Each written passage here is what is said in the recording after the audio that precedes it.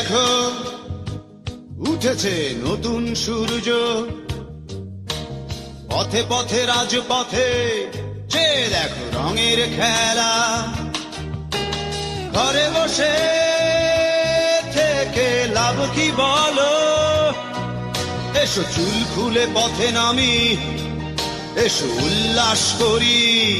আধারের শীত কেটে আলোতে এসো,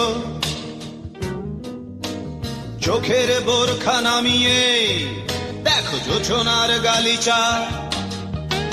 ঘর ছেড়ে তুমি বাইরে এসো, যে দেখো রংধনু, যে দেখো সাত রং।